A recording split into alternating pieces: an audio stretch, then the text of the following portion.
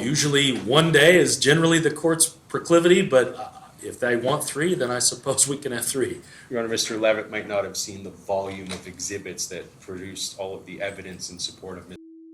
in this matter. I have, and I read them all. Well, if you'll stipulate to all of them being admitted, we can probably shorten the evidentiary hearing.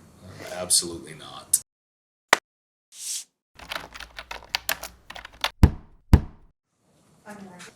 Good morning, this is the Times at 4 case D19C.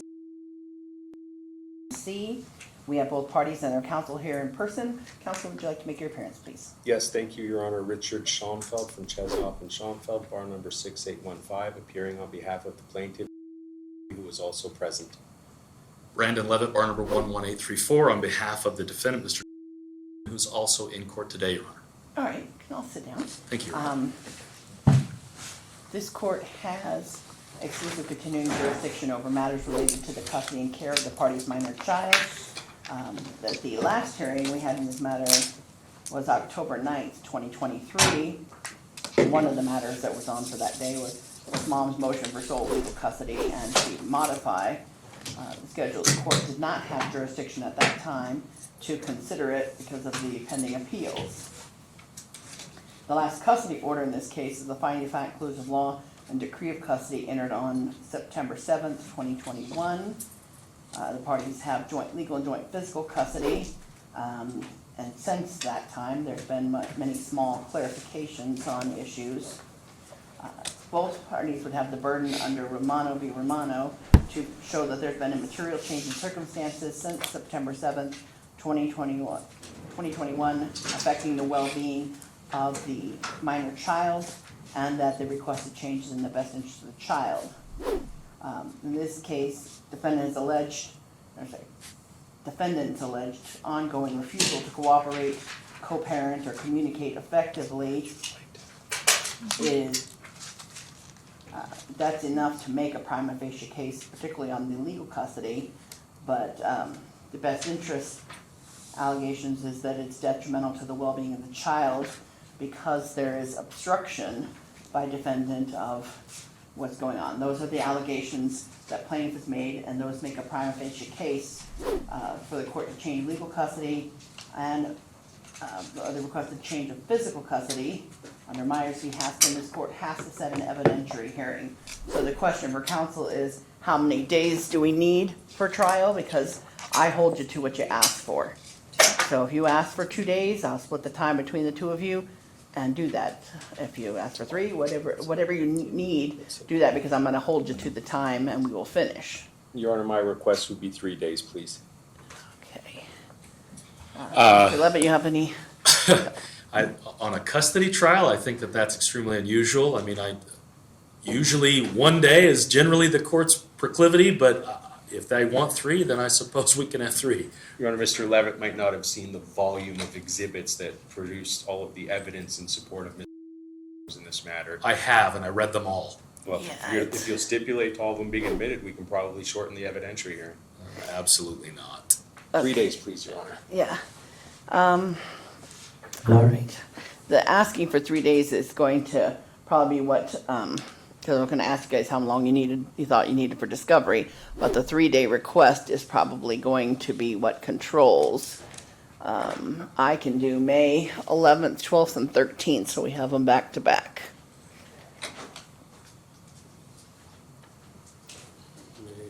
That's May? Oh, sorry. May 11th is That's not May. Sunday. That's June.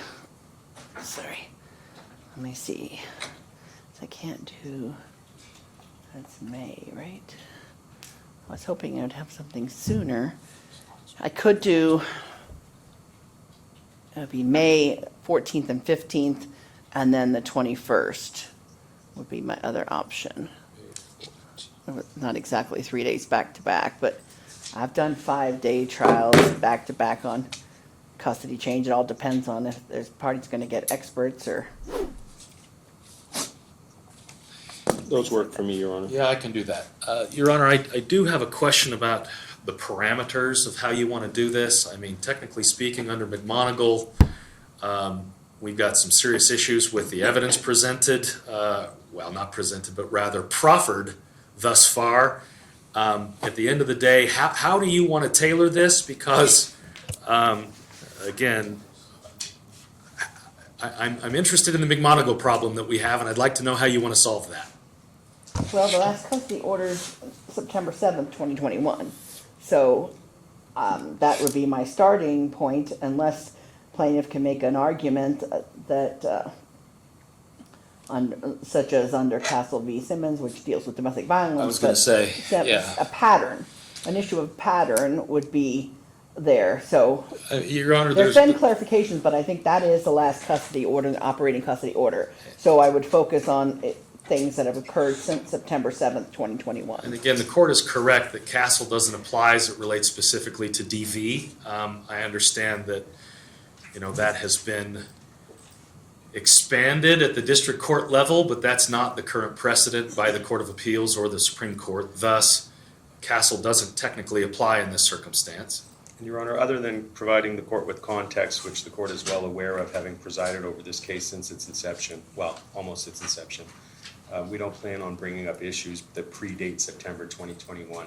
The basis for the modification of both legal and physical custody is conduct that has occurred since that time. Yeah, because I think it's with the Nance case, I'm going from memory on that one. You are, and it's correct. That I do get to look at context of how we got to where we are. You do, and I understand that. But at the end of the day, again, I want to make sure that we've got tight reins on this so that we're not going sideways on a 3-day trial and we don't create problems that the court has already adjudicated, more specifically like passports and dental care and things like that. We're not going to relitigate those issues, Your Honor, but they certainly apply to the court putting together a determination as to whether or not Mr. entirely obstructionist in terms of both physical and legal custody. So I that do we are plan going to on- litigate them again. We're not going to litigate them again, but they are going to be brought into evidence. The fact that we've had to bring multiple motions to simply get them to sign off on my client being authorized to travel out of the country during her own custodial time, which was 100% permissible, multiple times. Yeah, it is I think there's two separate issues in this case. One is going to be the legal custody issues on whether I just have to, although it's antithetical to what we normally do in custody cases, but there are some cases that are so bad in the ability to communicate and cooperate that I have to assign sole legal custody or divide up the sole legal custody responsibilities for the best interest of the child. You can't have one or both parents' problems communicating and cooperating, stopping the child from getting what they need. The other issues on the physical custody are less concerning, but things like getting him to school on time, those are basic parental responsibilities. If you've got to share joint physical custody, which they do, you got to share in rights and responsibilities. So there's two issues. There's the legal custody. I already said back in 2023 that mom had made a prima facie case for a change of legal custody just based upon the abject inability of these parties to get anything accomplished. So on the physical custody, some of that is in the defendant's purview. I mean, whether he gets his child to school on time. Yeah, but she's doing the same, and we'll prove that to you at the time of trial. She's doing the very same thing, and again, this is not today, but again, I take objection to the allegation that he's the sole perpetrator of this child's tardiness from school, because that's just not true. But again, we'll prove that to you at the time of trial when it becomes necessary. Okay. So are we going to take, we're going to take the May dates then? May 14th? Yes, please, Your Honor. Okay, and then that would mean May 8th at 9 a.m. will be the calendar call. And we already do have, in this case, because of the, I think they stipulated, but I'm going from memory, that they both did, I think we called them BFAs at the time, just on their mental functioning of both of them with Dr. Remind me, Holland? I think it was Holland, Your Honor. I think it was Holland on that. So if there is something, I'm bringing that up because if there's something either party wants to pursue under NRCP 35 for independent medical examination, I tend to grant those in a custody case. Again, I know the court is aware of obviously the EDCR as it relates to therapists and things like that. Are you opening the door to therapists now? Are you ordering them to do this? Because I don't want to have this become an issue at the time of trial where we're fighting about whether an expert and their report can come in or not. That's why I'm asking for the guidelines on this trial, because Well, the reports from Dr. Holland already came into evidence. that's the not what I'm prior talking one. about. I'm But talking if- about the current child's therapist. I wasn't talking about the child therapist, I'm talking about the mental health of the parents here. Either That's one of fine. them, they previously both have brought up the issues with Sure. the other parent. So if, like I said, the defendant didn't do an opposition, so I don't know if he wants to bring up hers, but he would have the right to get a Rule 35 IME on her mental health as well, and I would sign that order. I don't want to delay getting a trial done. Right now, what is delaying us until May is the need for 3 days. Sure. And making sure you guys have enough time for discovery, because I don't want to come back. What I'm and say, driving at is I want to make sure that we're not going to have some child therapist come in here. I'm fine with IMEs or independent evaluations or BFAs for the parties, that's fine. I'm talking about the child's evaluations. Your Honor, this issue is not ripe at this point in time, and I'm not going to address it. We are Right, I mean, reserving the that therapist ability. is going to be a fact witness on whether or not, which parent's more cooperative, which parent's more supportive of the child's mental health needs. And in this case, now that he's 9, I also want to appoint a guardian ad litem. So I'm gonna give I find that he would benefit from that and having his own voice heard. This is typical in these high conflict cases. So I'm going to see if we can get somebody, I wanna cap them at 300, and they each pay 150 an hour for that time. And I'm thinking either Corinne Price or Val Fuji, unless there's somebody, if they bring up. Corinne something. Price, Val's fine. Your but Honor. I prefer Corinne Price. I don't care which one. Corinne is more convenient for the parties because her office is in Henderson. That's not convenient for me, Your Honor. Well, I you would have- actually prefer Valerie Fuji, but, Your Honor, we didn't. She has to be willing to accept the 300. I mean, they're both worth more than 300 an hour, but I try to get them to agree on this kind of thing. Your Honor, at this juncture, obviously I respect the court's inclination, but we didn't request a guardian ad litem. No opposition was filed under EDCR 2.20. It's deemed unopposed. We don't believe that there's a need for a guardian ad litem at this point, and I would request that the court reserve that, and in the event that either party files believing that a guardian ad litem is necessary, we can address it. The factual underpinnings here relate to school extracurricular activity, medical appointments, being tardy for school, the lack of civil communication on the part of the defendant, things of that nature, that for a 9-year-old to kind of be thrust into the middle of litigation, I don't think it's necessary based on the factual underpinnings that exist at this point. Again, Your Honor, the court has the ability to make what it deems in the best interest of the child appropriate orders. And if the court finds that a guardian ad litem is appropriate, then we support that decision, of course. It is common practice in high conflict cases, and I support it. However, with regard to the allegation of not filing an opposition, again, I was retained on New Year's Eve. We asked the court via ex parte motion to grant us time, and the court declined it. Thus, under Blanco, I'm asking you to give us an opportunity to file an opposition in this case so that we can at least have a clean record. Okay, but you can't just ignore, put your head in the sand when you're signed up for electronic service. You got the motion in November, and you can't just say, oh, I didn't get an attorney until then. No, you choose to represent yourself. You have to make a timely response if you want to make a response, or get an agreement from counsel to give him an extension. But you can't just say, I'm going to ignore all the deadlines and make you, judge, have to do things at the last minute. That's not right, and that's not what the rules require here. So he's going to get a chance because we've got to have a trial. So he's going to get a chance, but there is no counter motion on file. So that means that we're on mom's motion only on that evidentiary hearing. He's going to get a chance to file a pretrial memorandum and Sure, but- all those things. And that's fine, but just so we're clear, again, he still has the opportunity to file a brand new motion, right? He can, yeah. Right, so again, whether it's an opposition or a whole new motion, I think this Yeah. is 6 one way, half a dozen the other, but the court is inclined to do what it's going to do. Let's stick on one subject at a time. On the guardian ad litem, I I know what the countervailing arguments are in this case on both sides, and putting the child in the middle.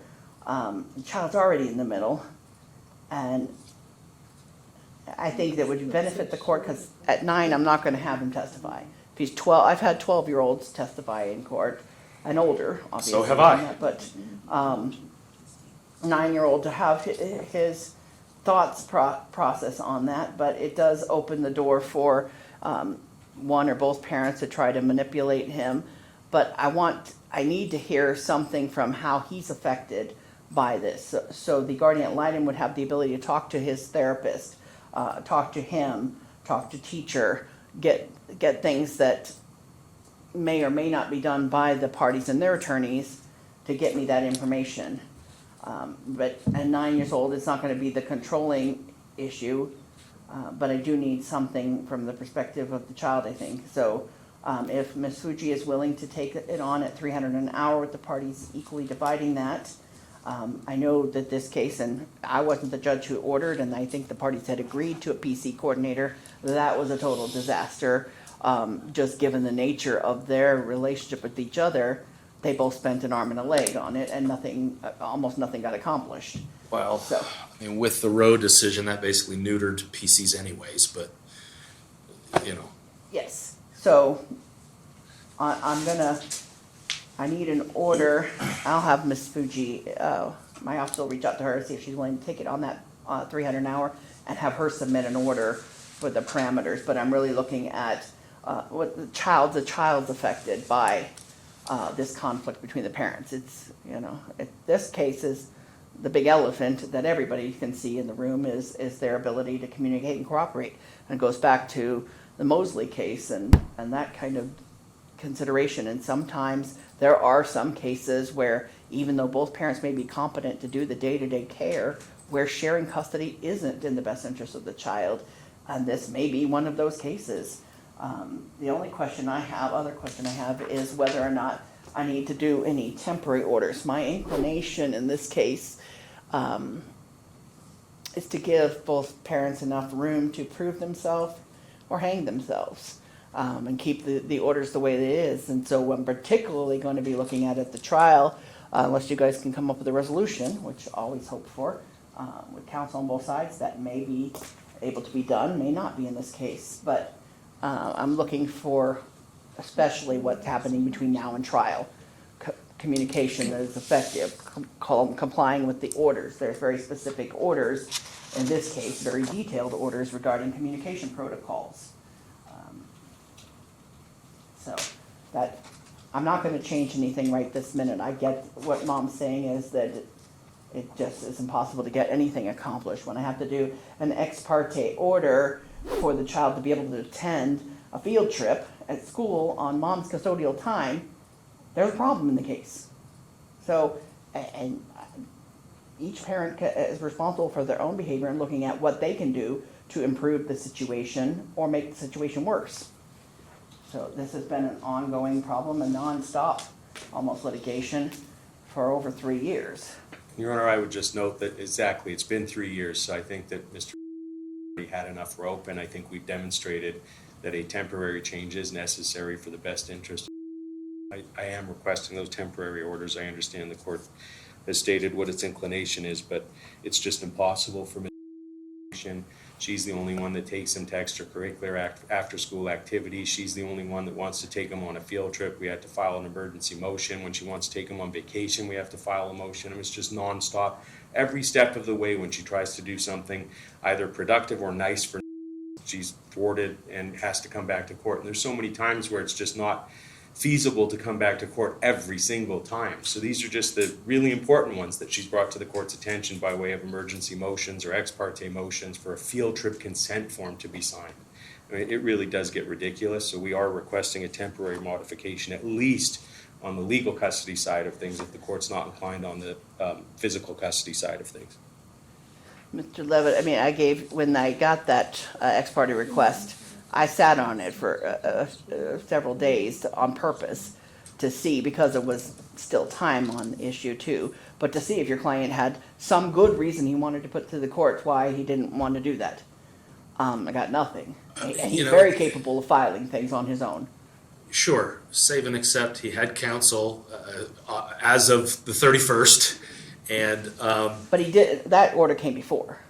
I get that, Your Honor, and for whatever decision it was, but I think that out of an abundance of caution and fairness, Your Honor, you should maintain the status quo until you can take substantial evidence to be able to support and bolster whatever decision you decide to make.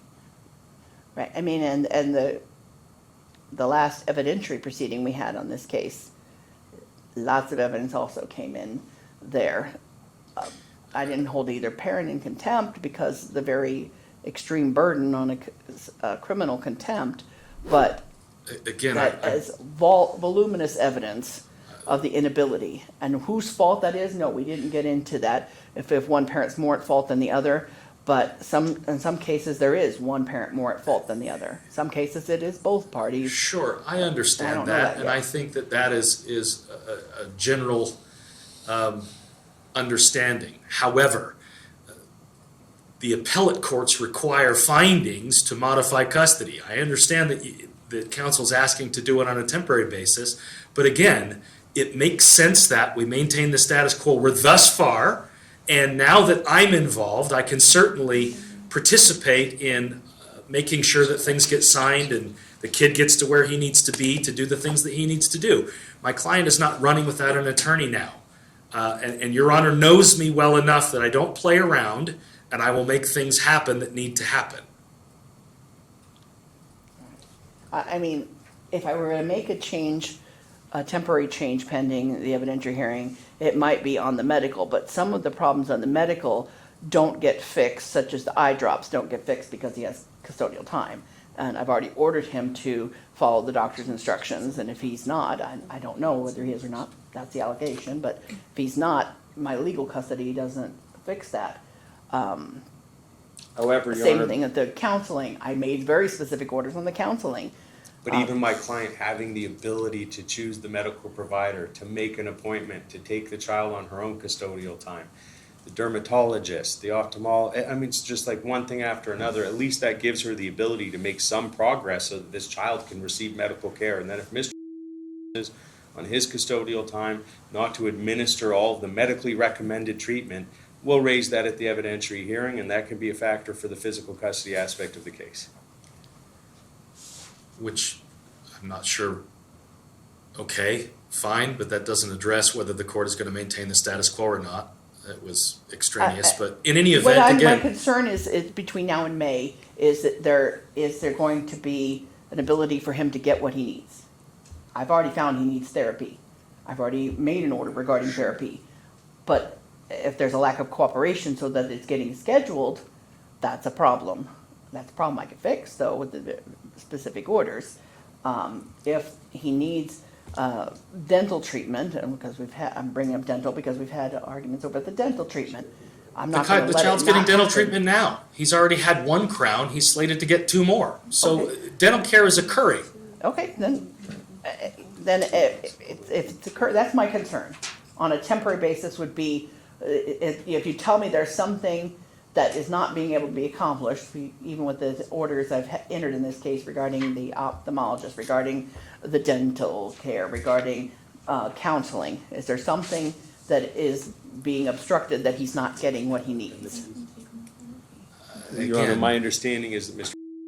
taking the child to therapy, but that's more of a physical custody issue. When's the last time you took? But I was actually in the middle of the issues related to the crowns. So the doctors provided reports that stated that he needed crowns, and it took approximately 2 weeks to resolve the issue so that he could get that dental treatment. So that's just an example of something that occurred within the last 30 days. So he did get the treatment, 1, and 2, my client took the child to a therapist appointment within the month. Okay, Within 30 What days. is the therapist recommending as far as the regularity of it? Is it a weekly or What's the bi-weekly or frequency? this time? The therapist recommended that I be the one to take him because he wasn't making appointments. So that's what he That didn't recommended. answer the question. The Okay. question specifically asked by the court was, Every what other is the week. requested frequency? Every other week, Every so other that it's being set now on mom's time, and that's why, in this case, those kind of things, medical, therapy, things that occur weekly, is a reason why this case can't go to week on, week off, because at least mom has the ability to take him to extracurriculars on her time. She has the ability to take him to therapy appointments on her time. But I understand her fairness thing, is should she have to be doing all the work of parenting and him get the benefits of having shared custody when he's not doing the work of parenting? Your Honor, when I have to take him to extracurriculars and therapy on my time, I lose just family time with him. I get it. I understand definitely your argument there. And some of these things I can't resolve without hearing the evidence and looking at the whole picture on it. So my only concern today with temporary orders is if there's something being held up. So these are crowns not on his baby teeth, I'm assuming. Yes. Yes, they are. So that, Again, much ado about nothing, but, that's. I wouldn't call it nothing. The child was in a lot of discomfort, yeah. and that's in the reports. Oral discomfort is no fun for anyone. Okay, I don't dispute that, but they want to modify custody over it. Okay, and I've said this before in this case, and I'm a bit blunt, especially with these parents who I've been familiar with for the last 3.5, almost 4 years now. Some of this stuff isn't about the kid at all. It's about power and control issues here. And I'm I not gonna let 100% either agree of with them that. get in the way of the kid getting what he needs. If I have to micromanage this case to the extent I have, and this case has more specific orders than any of my other custody cases, it's trying to, and that's really trying to give the parents both an opportunity to be involved and do this, but not get what he needs. He needs certain things. And these parents, they just have not had the ability to. And this trial is going to tell me, the focus of the trial is going to be who is the more obstructive parent, who's the one causing more problems. Do I need to give one of them sole legal custody? Do I need to adjust the physical custody schedule so that his needs are met? Those are the things I'm looking at, and why we're here today. I wish it'd be much easier on all of us if I didn't have to micromanage, if they could agree on basic things, like a field trip. It really shouldn't be that hard. But it is in this case, so I've got Mom has now brought it to my attention in the proper time and made a proper prima facie case, so I have to consider it. But I'm not going to make any temporary changes right now. But I will continue, as I have in this case, to consider any immediate requests. But in this case, I anticipated, when I set the summer schedule, to give Dad time so that he could go and visit family in Ohio. Give Mom time. She likes to take him overseas, and the benefits from going overseas to places and seeing new cultures, and she has that ability. So it gives them big blocks of time where they both still live in the same town. I might not usually do that, but in this case, they had specific circumstances and needed very specific dates for their summertime even. So, if I have to make a court decision on every little thing for their son, the likelihood is they're both going to be unhappy with lots of things. Sure. They'd be much happier if they could cooperate and it wasn't about power and control issues. But I will issue a trial management order. We will reach out to Ms. Fuji, and if she is not willing to, then we'll communicate that to both counsel and go with a backup plan there. We'll prepare the order from today, Your Honor. And there really isn't, not a lot to prepare. That's what I'm thinking. Do we need an order? Because I'm not making any temporary changes. Minutes to suffice then? Yeah, and the minutes will suffice on that, I think, unless you think that it needs to be in a written order regarding some of the parameters we talked about discovery and what's going to be at issue at the trial. You're welcome to draft that and provide. I would like to. Okay, then. I would just want to review it. Your Honor, one thing I want to put on the record is Ms. applying for the lottery to potentially be able to go to charter schools. It's not actually applying to charter schools. It's the first process, so we're giving everyone notice of that now on the record. Okay.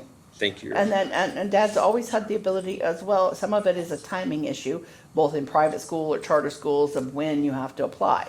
And I said to both of them that they had the ability to say, here's options, get options on the table, even with joint legal custody. So I know Dad has like the Montessori And I'm not saying, for some kids, that's a great thing. But in this case, there was also a paying for it issue as well. So if Dad wants to come up with and propose things, we're in January, so that now is the time to do that for this fall. And he's in fourth grade right now, Yes. so he's going into fifth. He only has one more year under the normal circumstances for elementary school anyway. So where he goes middle school and whether he gets the you guys want to apply for magnet programs too as well, you have that right to do that. I made it an order that both parents can apply for schools, just getting him a spot. You can't enroll him without the other parent's consent or a court order. Your article scheduling order includes a deadline within which the parties have to submit financial disclosure forms? I don't know that it usually does, but financial disclosure form, I'd like them to, if there's a need to update from the last time, and probably it will be in this case because it's been a while, do that by the calendar call. For the record, Your Honor, again, they filed a motion in this action and did not file an updated FDF in violation of EDCR 5507. So if they were seeking financial relief from today, they're precluded. Well, I'm not ordering any financial relief at this time, so I know that attorney's fees are going to be on there. Again, that a lot is controlled by Roe v. Roe now on when that, but if there's an award of attorney's fees, that's why both parties will file updated financial disclosure forms by no later than the date of the calendar call. Thank you. All right, thank you all. Your Honor, have a good day.